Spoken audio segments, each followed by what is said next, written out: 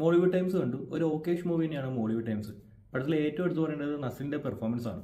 നമ്മൾ എപ്പോഴും നസ്ലിൻ്റെ ഒരു ഡ്രോബാക്ക് ആയിട്ട് കണ്ടുകൊണ്ടിരുന്നത് നസ്ലിൻ്റെ ഒരു സ്ലാങ് ആണ്.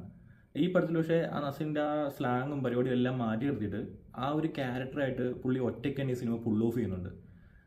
അത് അദ്ദേഹത്തിൻ്റെ കരിയറിലെ ഒരു ബെഞ്ച് മാർക്കായിട്ടാണ് എനിക്ക് ഫീൽ ചെയ്യുന്നത് ഈ ഒരു സിനിമ. കാരണം അത്ര കിട്ടില്ലായിട്ടാണ് പുള്ളി സിനിമയെ പെർഫോമൻസ് ചെയ്തിരിക്കുന്നത്. ആ ക്യാരക്ടറിൻ്റെ ഇമോഷൻസും കാര്യങ്ങളും എല്ലാം അടിപൊളിയായിട്ട് തന്നെ പുള്ളി കൊണ്ടുവന്നിട്ടുണ്ട്. ഈ സിനിമയിലേക്ക് വന്നു കഴിഞ്ഞാൽ എനിക്ക് ഫസ്റ്റ് ഹാഫ് എനിക്ക് ഭയങ്കരമായിട്ട് ഇഷ്ടപ്പെട്ടു. സെക്കൻഡ് ഹാഫ് ഒരു ഫ്ലാറ്റ് ആയിട്ടാണ് തോന്നിയത്. പക്ഷേ ഒരു പോയിന്റ് കഴിഞ്ഞ പടം പിന്നെയും ഹൈ വന്നിട്ട് നല്ലൊരു രീതിയിൽ തന്നെ പടം അവസാനിക്കുന്നുണ്ട്. എൻഡ് ഓഫ് ഡേ ഈ സിനിമയിൽ അവർ പറഞ്ഞു വെക്കുന്ന ഒരു കാര്യമുണ്ട്.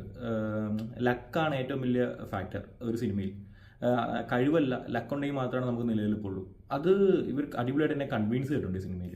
ഈ സിനിമയിൽ ഇവർ പറഞ്ഞു വെക്കുന്ന കുറേ പോയിന്റ്സും കുറേ കാര്യങ്ങളൊക്കെ ഭയങ്കര റെലവൻ്റ് ആയിട്ടുള്ള കാര്യങ്ങളാണ്. അവൻ്റെ സുന്ദര നായകൻ്റെ മേക്കിങ്ങും വളരെ അടിപൊളി തന്നെയാണ്. അത് നമ്മൾ ഓൾറെഡി 3 മണി കണ്ടാണ്. ഇതിലും അതേപോലെ തന്നെയാണ് ചെയ്തു വെച്ചിരിക്കുന്നത്.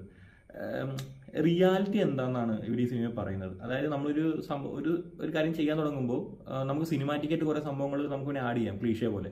പക്ഷെ അതൊക്കെ മാറ്റി നിർത്തിയിട്ട് നമ്മളൊരു ഫീൽഡിലേക്ക് ഇറങ്ങുമ്പോൾ എന്തായിരിക്കും നമ്മൾ റിയാലിറ്റി, അതായത് എന്ത് ഫാക്റ്റാണ് നമ്മൾക്ക് അതിൽ നിന്ന് കിട്ടുക എന്നത് ഇവർ കിടുക്കനായിട്ട് തന്നെ കാണിച്ചിട്ടുണ്ട്. അത് ഭയങ്കര മികച്ചത് തന്നെയാണ്. അതായത് സെക്കൻഡ് ഹാഫിലൊക്കെ കുറേ സംഭവങ്ങൾ കയറി വരുന്നുണ്ട്. അതൊക്കെ ഭയങ്കര രസമായിട്ട് തന്നെ ഫീൽ ചെയ്തിട്ടുണ്ട്. അത്രയ്ക്കുള്ളൊരു മേക്കിംഗ് ആണ് സിനിമയുടെ. ഈ സെക്കൻഡ് ഹാഫിൽ ആ ഒരു ഫ്ലാറ്റ് പോർഷൻ മാറ്റി നിർത്തി കഴിഞ്ഞാൽ ഈ പടം നന്നായിട്ട് തന്നെ എനിക്ക് വർക്കൗട്ടായി. ആ ഫ്ലാറ്റ് പോർഷൻ നമ്മൾ ഓൾറെഡി കണ്ട കുറേ കാര്യങ്ങളായതുകൊണ്ടാണ്.